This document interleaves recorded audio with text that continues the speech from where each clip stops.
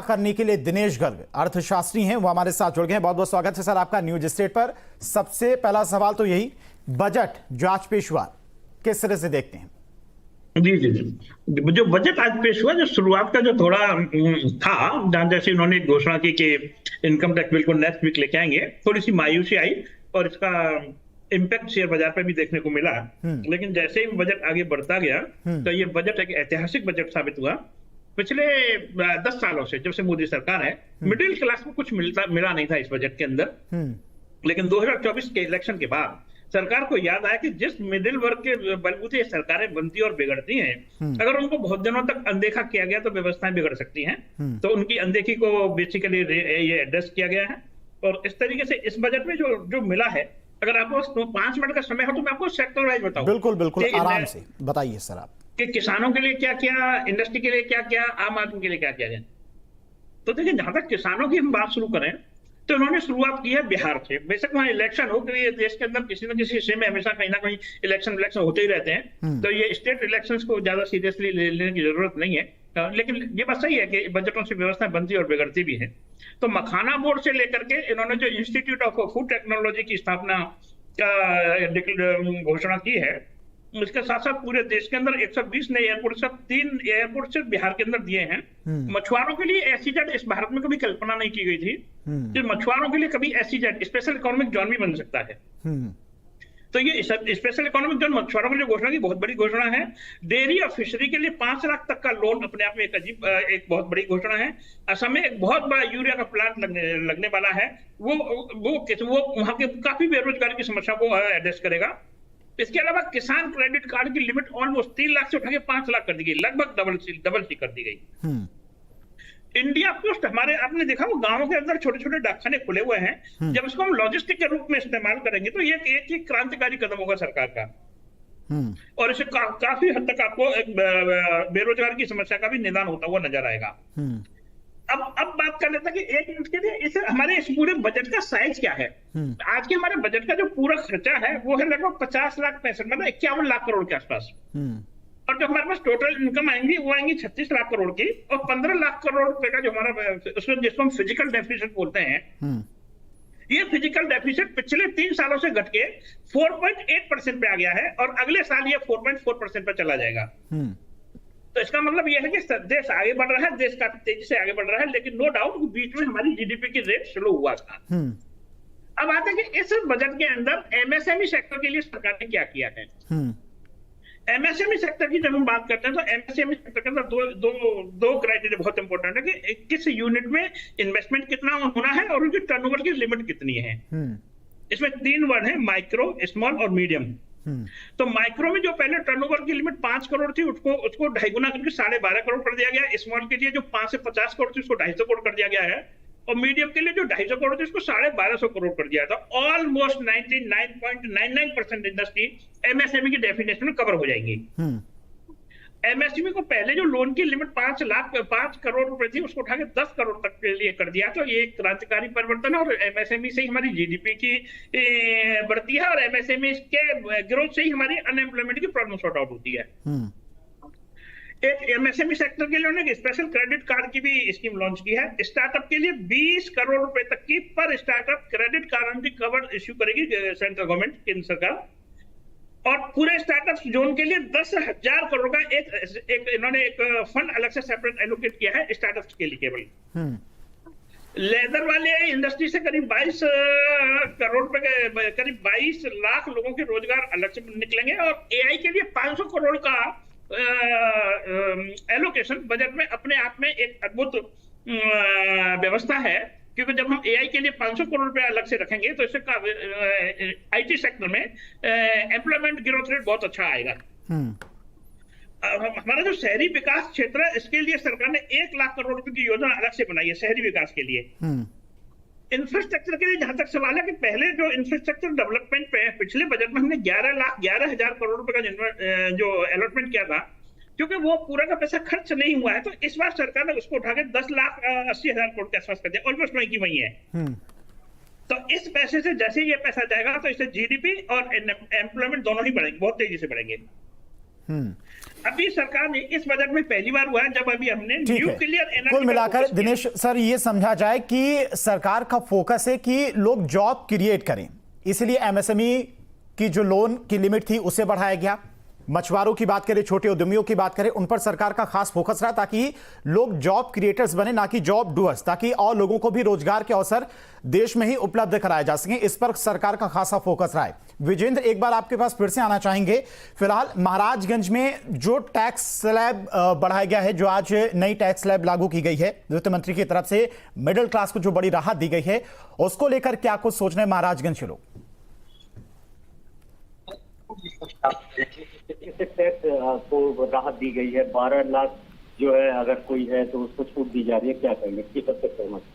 तो जहाँ तक बजट की बात है तो भाजपा भारतीय जनता पार्टी की सरकार जो है उसे कथनी करने में बहुत बड़ा अंतर है। उनके द्वारा जो भी कुछ कहा जाता है उसको पूरे देश के लोग विश्वास भी नहीं कर सकते क्योंकि कुछ तो जुमला होता है इनका। और इस बजट में जो किसानों के हित की बात की गई, उनके क्रेडिट लिमिट को बढ़ाया गया, तो खाली किसानों की क्रेडिट लिमिट को आप बढ़ा क्यों रहे? किसान को, इस देश के किसान को इतना समृद्ध क्यों नहीं बना रहे? उनकी आय को क्यों नहीं दुगनी कर दे रहे हैं? उसको कर्जे के बोझ तले मरना नहीं पड़े, कर्जा लेना है। जो सरकार सत्ता में थी किसानों की आय दुगनी करने के लिए आई थी, और ये सरकार जो 5 ट्रिलियन इकोनॉमी के अर्थव्यवस्था की बात करती है। ठीक है विजेंद्र, आएंगे आपके पास। गौरव गुप्ता टैक्स एक्सपर्ट हैं, हमारे साथ जुड़ गए हैं। गौरव सर, न्यूज स्टेट पर आपका बहुत बहुत स्वागत है। पहले ओवरऑल बजट को लेकर क्या कुछ आपकी राय है? किस तरह का आज का बजट रहा है, एक उस पर कमेंट। आज का बजट काफी अच्छा रहा है। टैक्स पेयर्स के लिए तो ये काफी अच्छा बजट रहा है। यहाँ पे 12 लाख तक एग्जेम्प्ट कर दिया गया है, प्लस सीनियर सिटीजन का भी 50,000 से 1 लाख तक के ऊपर टीडीएस नहीं काटना इंटरेस्ट इनकम के ऊपर। इसके अलावा जो रेंट का भी प्रोविजन आया है कि 20,000 पर मंथ से उसको 50,000 पर मंथ तक कर दिया गया है। तो कंप्लायंस को भी इजी किया गया है इस बजट के अंदर, और टैक्स की राहत दी गई है, वो तो दी गई है। नई टैक्स रिजीम को जो लागू किया गया है, जो राहत दी गई है मिडिल क्लास को, इससे क्या कुछ मिडिल क्लास पर एक तरह से कहें सर बोझ कम होगा?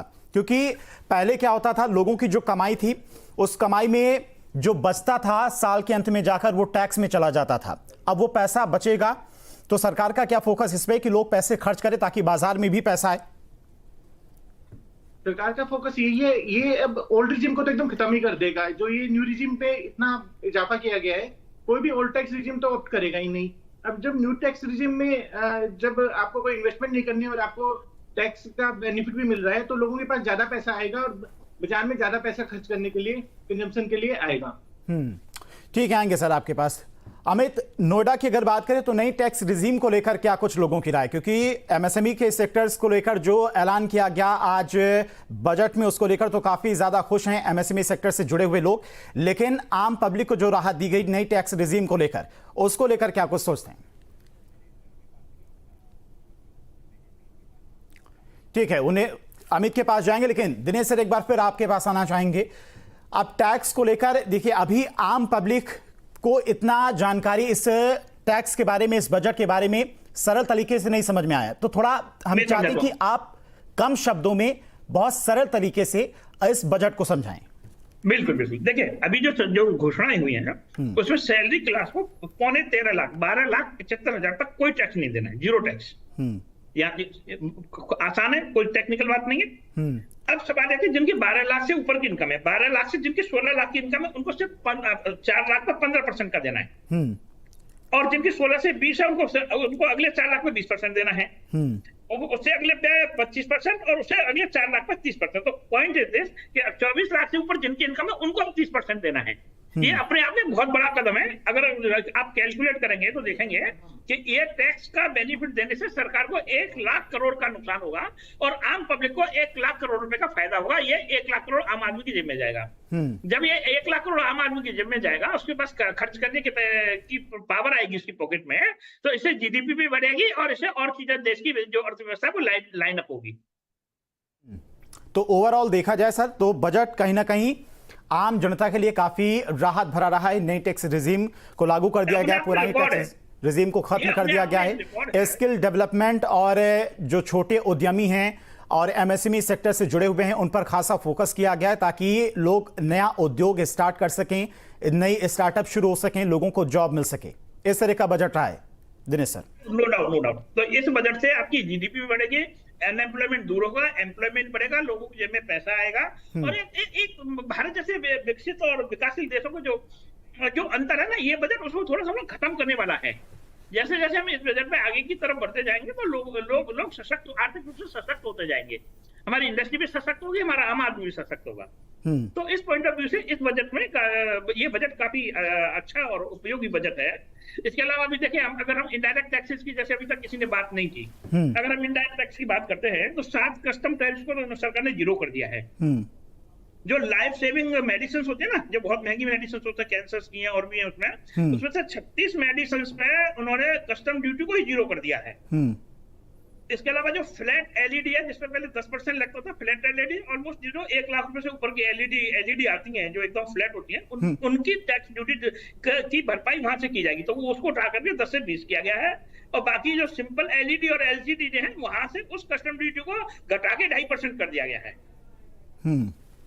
तो ये सरकार, और लिथियम बैटरी जो जहां लिथियम बैटरी का उपयोग है, जैसे मोबाइल है, ईवी है और भी, तो ये इस बजट में अब सस्ते होने लगेंगे, क्योंकि उन्होंने लिथियम आयन बैटरी वाली जो आइटम्स हैं उनके सबके कस्टम ड्यूटी घटा करके काफी कम कर दिए गए हैं। इस तरीके से अगर हम देखते हैं, इसमें कोई ऐसा क्षेत्र नहीं है जो इनडायरेक्ट टैक्स जो आप जाने कस्टम ड्यूटी पे करते हैं, जीएसटी पे करते हैं, जीएसटी तो इसमें कवर नहीं होता है, लेकिन कस्टम ड्यूटी और जो इंपोर्ट ड्यूटी जो कवर होती है, उस तरीके से भी उन चीजों को सस्ता किया गया ताकि आपकी जेब से पैसा कम से कम निकले। तो डायरेक्ट टैक्स और इनडायरेक्ट टैक्स दोनों को मिला करके सरकार ने आपको एक रिलीफ दिया है। बाकी डायरेक्ट टैक्स की जो लिटिगेशन है, जिनसे व्यापारी वर्ग परेशान रहता है कि कंप्लायंस करने में बहुत दिक्कत आ रही है, उसके लिए सरकार अगले हफ्ते एक नया इनकम टैक्स बिल लेके आएगी, तो उस समय आपसे फिर एक बार चर्चा होगी नए इनकम टैक्स बिल पर कि कंप्लायंसेस को कैसे कैसे उन्होंने आसान किया है। अभी आज के बजट में जो पूरा का पूरा फोकस है वो अगर आप इस बजट को ध्यान से देखेंगे तो ये किसानों के लिए, मीडियम क्लास के लिए और महिलाओं के लिए काफी फोकस्ड बजट है। गौरव सर, टीडीएस की सीमा 10 लाख रुपए की गई है, क्या कुछ इसमें बदलाव देखने को मिलेगा? कैसे राहत मिलेगी लोगों को? एक तो है कि जो सीनियर सिटीजन है उनका जो 50,000 तक पहले लिमिट था कि उस पर टीडीएस नहीं कटता था, अब उसको 1 लाख रुपए कर दिया गया है। इसके अलावा इन्होंने जो 20,000 रुपए पर मंथ के ऊपर रेंट के ऊपर टैक्स काटना होता था, 20,000 से अगर ज्यादा आप किसी को रेंट की पेमेंट करते हो तो आपको टीडीएस काटना होता था, उसको भी 6 लाख तक की लिमिट पे किया गया है। 6 लाख तक अब कोई भी टैक्स की रिक्वायरमेंट नहीं रहेगी। आज एक और ऐलान किया गया गौरव सर, अगले हफ्ते नया इनकम टैक्स बिल लाया जाएगा, उस बिल को लेकर क्या कुछ जानकारी आपके पास है? किस तरह का यह बिल हो सकता है? इस बिल में इनकम टैक्स को काफी सिंप्लीफाई कर दिया जाएगा और काफी इजी तरीके से लोग अपना रिटर्न भर के टैक्स पे कर पाएंगे। अभी क्या है कि काफी सारी लिटिगेशंस हैं और काफी चीजें हैं जो समझ में नहीं आती, कॉम्प्लेक्स हो जाता है। लोग काफी, जैसे रेजिडेंशियल स्टेटस के अंदर भी काफी सारे हैं, तो उसको 2 रेजिडेंट और नॉन रेजिडेंट में डिवाइड कर दिया जाएगा। हेड्स भी, एक हेड को कम कर दिया जाएगा इनकम टैक्स की, तो सिंप्लीफाई तरीके से कि लोग समझ पाए, और लैंग्वेज भी उसकी सिंप्लीफाई कर दी जाएगी कि उससे लोग समझे कि भाई ये इनकम है और इस पे मुझे ये टैक्स देना है। इस बजट में एक और चीज देखी गई गौरव सर, जिन चीजों पर विपक्ष की तरफ से लगातार सरकार पर आरोप लगाए जा रहे थे कि इंश्योरेंस पर टैक्स नहीं लगना चाहिए, जो जीवन रक्षक दवाएं हैं उन पर टैक्स नहीं लगना चाहिए, तो सरकार ने उन चीजों पर भी काफी फोकस किया। काफी जीवन रक्षक दवाएं हैं जिन पर टैक्स हटाया गया है। हाँ, सरकार ने इस बार पूरा फोकस करके बड़ा अच्छा बजट ये इस बार का कहा जाएगा कि इसमें सारी चीजों को ध्यान में रखा गया है और किसी को कोई बोलने का मौका ही नहीं है। सब कुछ जो बेनिफिट दे सकती थी, स्किल्स के ऊपर जो काम करना था, जो मेडिसिन के लिए काम करना था, हर जगह काम किया गया है इस बजट के अंदर। एमएसएमई को बूस्ट किया गया है, स्टार्टअप को बूस्ट किया गया है, और तो ये बजट एआई के ऊपर भी फोकस किया गया है। तो एक एक छोटी छोटी चीज के ऊपर इस बजट के अंदर ध्यान रखा गया है। ठीक है गौरव सर, न्यूज स्टेट से जुड़ने के लिए आपका बहुत बहुत शुक्रिया। इसके अलावा दिनेश सर, आपका भी बहुत बहुत शुक्रिया।